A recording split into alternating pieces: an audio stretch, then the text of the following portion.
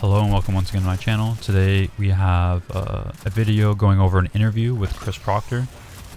So this week we've had quite a lot of Destiny information. On Tuesday we had the developer live stream showcasing a lot of the weapons, as well as the reward structure for what we can expect with the Into the Light update. And then on Wednesday we had that developer blog post going over all the roles that we can get. I put out a video yesterday on that, showcasing what I consider to be the god rolls on each weapon. And we also had an interview with Chris Proctor drop where he went in depth on the reward structure, answering a lot of questions, as well as the design philosophy. So I'd recommend, if you want a more in-depth analysis, the podcast was about an hour long. I'll link that in the description below. But it was a pretty interesting discussion. But I've kind of highlighted here a lot of the main points that answer a lot of questions the community has, such as like what weapon perks do, the path to enhancing these weapons come final shape, stuff like that. But if you want more of like the design philosophy of like how they came about to choose the weapons and stuff, I'd recommend go watching that podcast. So that will get into it. And hope you enjoy the video. If you do find it helpful, make sure you like, comment, and hit that subscribe button. So one of the first questions was in regards to the acquisition paths of the Onslaught weapons from Into the Light, and whether these are going to be available on rotation. And we kind of got a hint of this in the blog post yesterday with the time-gatedness of these weapons. But Chris Proctor had this to say about it. So yeah, 6 of the weapons will either be in the default pool unlocked or available for unlock week 1, and then 1 a week will unlock after that, leading up to final shape. And you can just attune whatever weapons you've unlocked that you've done that quest for at any point. So it sort of ends up feeling a bit like the Nightfall rotation, except that players get to choose what weapons are going to drop. I think it's a 50% chance of dropping the thing you're attuned to for each drop of an Into the Light weapon. Then went into a little bit more of the reward structure and whether clearing higher waves of Onslaught or higher difficulties of Onslaught are going to increase the rates of shiny weapons. So those kind of limited edition weapons, as well as how rare exactly they are, and if we can expect to farm the shiny variants of these weapons. It just increases the number of chests. So like the deeper you get into the activity, and like there are other conditions that you can unlock, you just get an extra chest. And so you get more chances at the foil, but it's not a higher chance per drop. It's the same chance. They're not that rare. Like, it's not shiny Pokemon level rare. Okay. You could reasonably expect to get a handful of these as you're playing. It's not really going to be possible to super target farm them. So, like, if you wanted to get a specific roll on a specific limited edition variant, yeah, I wouldn't go out aiming to do that. Put it that way. Chris was then asked whether we'll be able to customize the barrel, mags, and masterworks of these recent legendary weapons that are non-raid, that they'll be allowing us to enhance the perks on come final shape. So these are things like Slammer, the recent Trials weapons editions like Summoner, Wild Style, as well as all of these Onslaught Into the Light weapons coming with the Into the Light update. And he had this to say in kind of the philosophy of how they're approaching raid weapons versus these new enhanceable weapons. The reason why we did that for the raid weapons is that when the base weapons for a set are craftable, the adepts aren't, and so it makes it too hard for the adept weapons to compete. If you can freely select barrel and magazine for the craftable weapons, and you can't for the adepts. So yeah, the bar that we're going to use is if the base set is craftable, the adept weapons can pick barrel and magazine. Currently that's only for raid weapons, so it does not apply here. So the Into the Light weapons and the other 735 weapons will be like enhanced trait 0, trait 1 only. He was then asked what I think to be kind of the most interesting question for me is whether we're going to be able to enhance all 4 perks on the shiny variants that are rolling with double perks in each column. And to my surprise, I thought I was going to lock out each one, but to my surprise, Chris had some good news. Yes, you can. If you've got multiple perks per column, you can enhance all of them. This is like part of the tech that we were waiting for to roll out enhancement more broadly. Another question that kept on coming up for me personally yesterday when I was going through all of the weapon rolls that they announced was how strong the new origin trait was going to be. So if we remember correctly, this origin trait is giving us grenade energy back on weapon kill if you have a light subclass equipped, and melee energy back on weapon kill if you have a darkness subclass equipped. So Chris went into a bit of detail on kind of the percentages that we can expect, and it seems it's going to be around 2.5 to 3% based on what he said here. Is same sort of scale as Classy Contender, so like which I believe is 2.5%.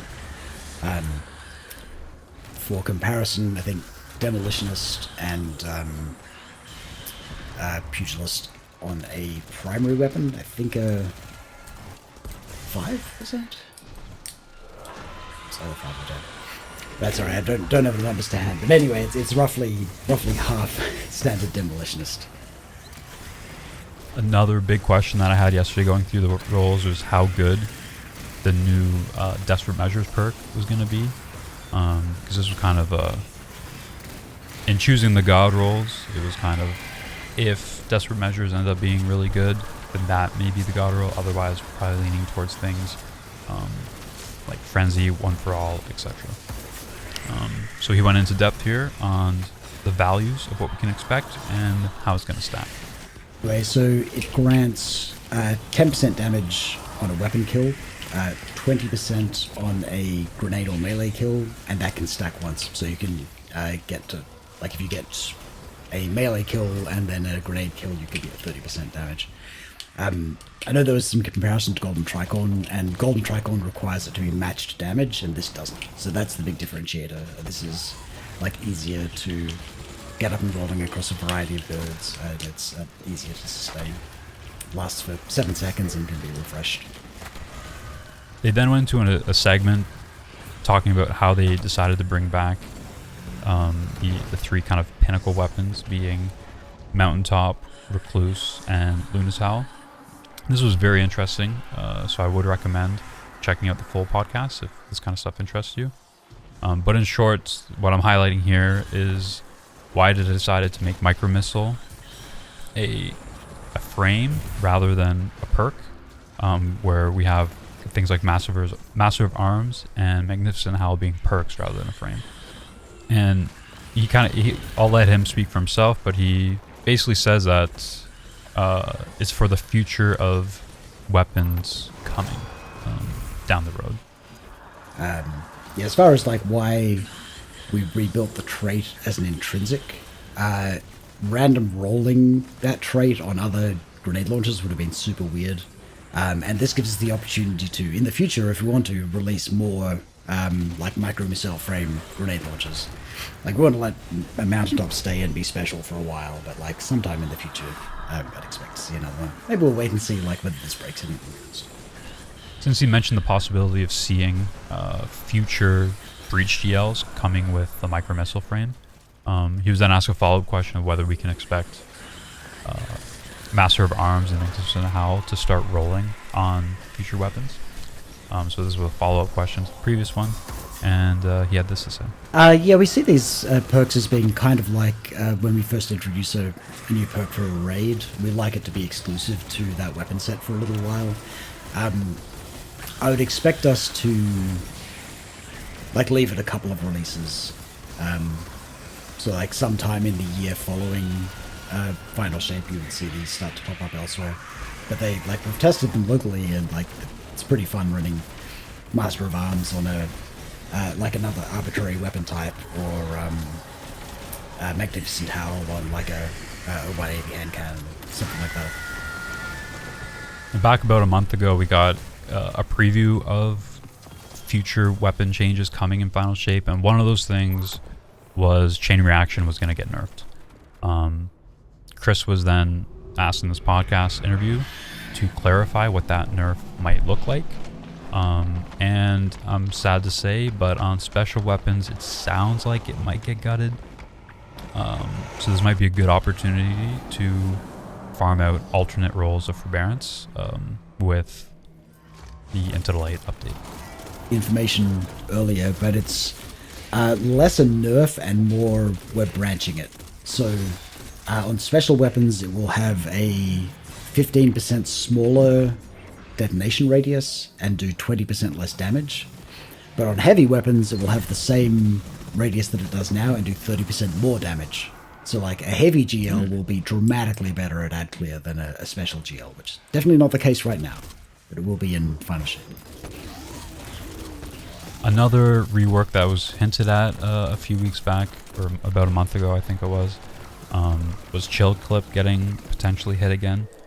So again, he was asked to clarify what these changes might look like, and he had this to say to kind of bring rapid firing weapons in line with slow firing weapons. So it seems like a good balance change, but sounds like Riptide might get hit even again. Yeah, we are adjusting it. So we're aware that the nerf didn't really affect it on the most powerful weapon, i.e. Riptide, rapid fire fusion rifles, but really hurt it on some other weapons. So the change is going to mean that Riptide will require 3 shots to freeze, but slower firing fusion rifles will only require 2. And yeah, all other archetypes have also been unnerfed and will only require 2 shots to freeze. So it's just like the super rapid firing weapons will require 3. And then we'll see. We might need to do some more adjustment later, but that feels pretty good in playtesting anyway.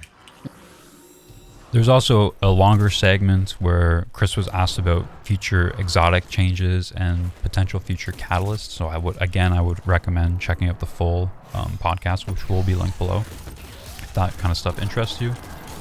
But in short, two that he highlighted were Truth and Colony. So Truth, he was saying they're going to balanced how the damage is divided between kind of explosive versus impact. And he was saying that because Truth doesn't really impact anything, they're putting it all towards the AoE damage. So you're getting like the full rocket damage, but in the AoE portion of it. So there's going to be like basically no impact anymore. He also mentioned that Truth was also going to get an additional 3 reserve buff on top of the reserve buff that we just received a couple weeks ago in one of the updates.